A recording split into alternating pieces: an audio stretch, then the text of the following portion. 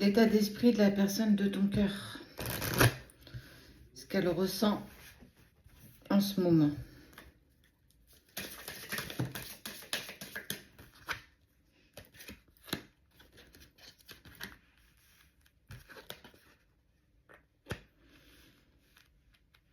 Il n'a pas joué carte blanche, il n'a pas joué la carte de l'honnêteté. Et on voit bien qu'il s'en mord les doigts parce que cette personne aujourd'hui, elle a envie d'échanger avec toi. Elle a envie de partager quelque chose avec toi. Suite, en fait, à une direction qu'il souhaite prendre ou qu'elle souhaite prendre, mais avec beaucoup d'incertitude. Il ou elle ne sait pas du tout comment toi, tu vas réagir face à cet échange qui va clairement te lancer.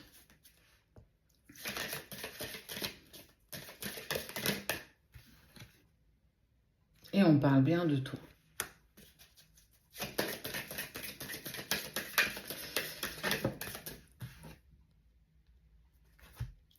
Il y a de la jalousie, elle est jalouse de toi, elle est jalouse de ce que tu vis, elle a eu écho peut-être de certaines rencontres que tu as faites, que tu es toujours souriante, rayonnante et que en fait il est un brin jaloux de ce que tu vis aujourd'hui et que ça lui prend...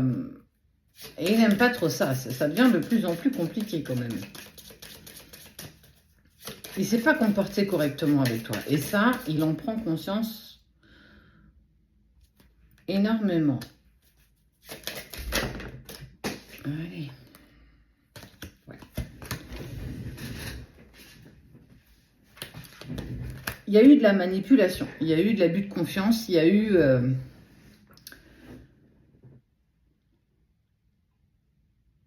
la trahison.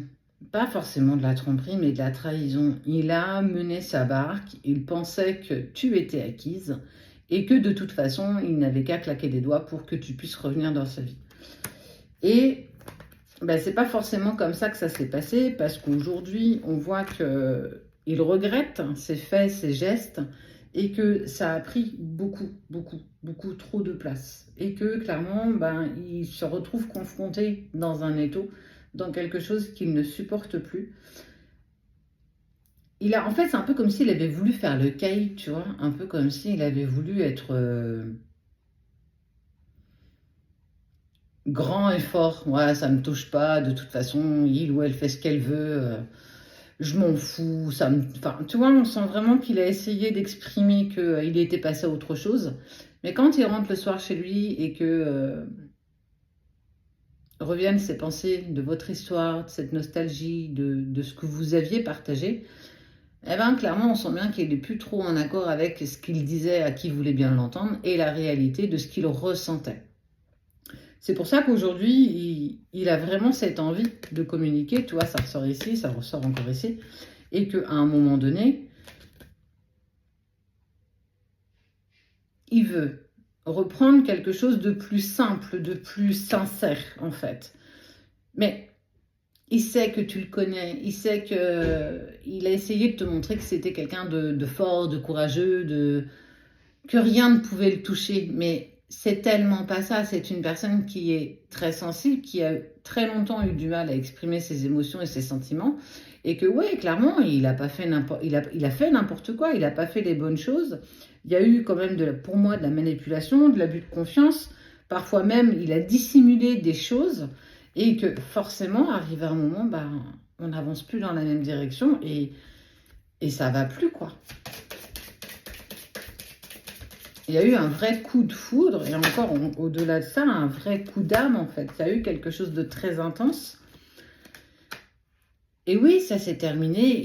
En fait, pour moi, il était un peu comme un électron libre. Il faisait clairement n'importe quoi. Il se pensait, il se croyait tout permis. Parce que tu étais, à un moment donné, acquise. Tu acceptais l'inacceptable. Tu sacrifiais beaucoup de choses pour lui.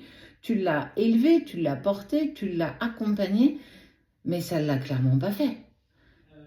Il a abusé, il a joué, il a perdu. Et aujourd'hui, te savoir heureuse, vivre, profiter de la vie comme tu le fais aujourd'hui, il ne peut que grincer des dents.